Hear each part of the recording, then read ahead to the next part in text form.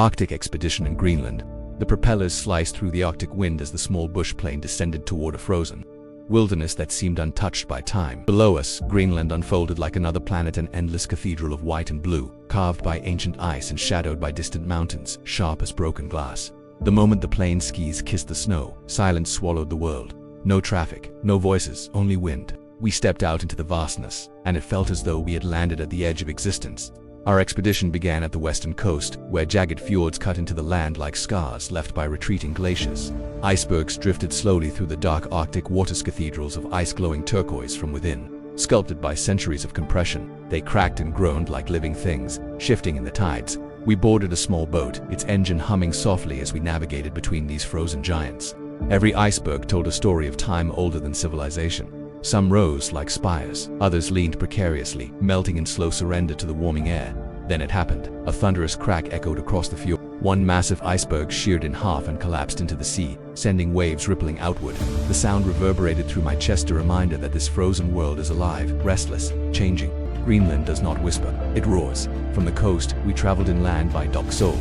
The sled runners hissed against compact snow as our team surged forward. The dogs moved in perfect rhythm, their breath rising like smoke signals against the pale sky.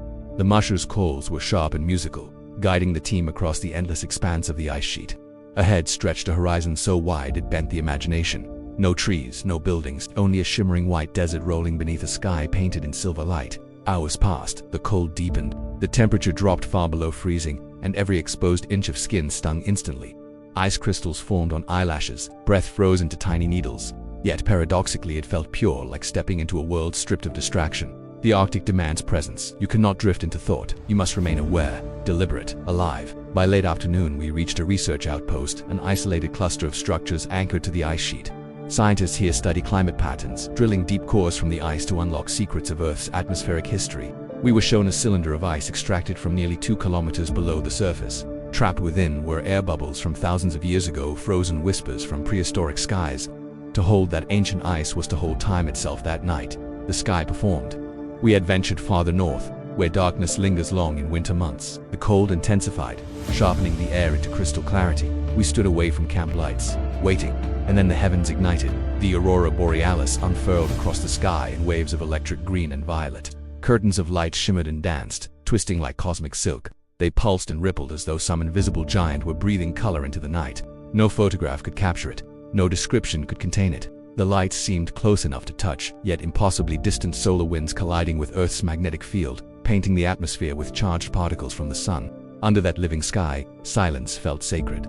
Somewhere in the distance a glacier cracked. The following days brought deeper adventure. We trekked toward the edge of a massive glacier, roped together as we navigated crevasses that plunged into darkness. The ice beneath our boots was not smooth. It was fractured into ridges and towers, a frozen labyrinth glowing faintly blue from within. At one point, we peered into a melan, a vertical shaft where meltwater spirals downward into the glacier's heart. The sound of rushing water echoed from the depths, hidden beneath meters of solid ice. Greenland's surface may appear still, but beneath it flows a secret world of rivers and motion. Further north, we encountered wildlife that seemed carved from the cold itself. A lone Arctic fox darted across the snow, its winter coat pure white except for watchful black eyes. In the distance, a herd of musk oxen huddled together against the wind, prehistoric silhouettes against the frozen plain. And then, the rarest sight of all, a polar bear.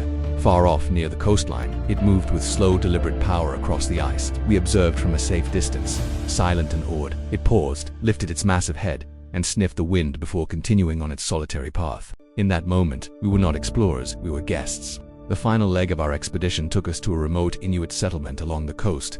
Colorful wooden houses stood defiantly against the monochrome landscape. Fishing boats rested along icy shores. Inside one home, warmth wrapped around us in the form of shared stories and hot stew. The elders spoke of ice conditions changing within their lifetimes, of hunting routes altered, of winters less predictable than those of their ancestors. Greenland is a land of extremes, but it is also a homeland, a place where resilience is not romanticized, it is necessary. As we prepared to leave, I stepped outside alone. The wind had softened. The ocean stretched dark and endless beyond the ice. Above, the faint shimmer of aurora returned, quieter now as if offering a final farewell. Greenland had revealed its wonders: towering glaciers, drifting icebergs, ancient ice cores, dancing skies, and creatures of mythic endurance. But more than that, it revealed perspective. In the Arctic, scale humbles you, time dwarfs you. Nature commands respect, and yet, standing there in the cold, I felt something unexpected, not small, but connected to the wind, to the ice, to a planet both fragile and fierce. As our plane lifted off the frozen runway the next morning, Greenland receded into white infinity, but its silence stayed with me. A reminder that there are still places on Earth where the wild writes the story and we are only passing characters in its vast, glacial chapter.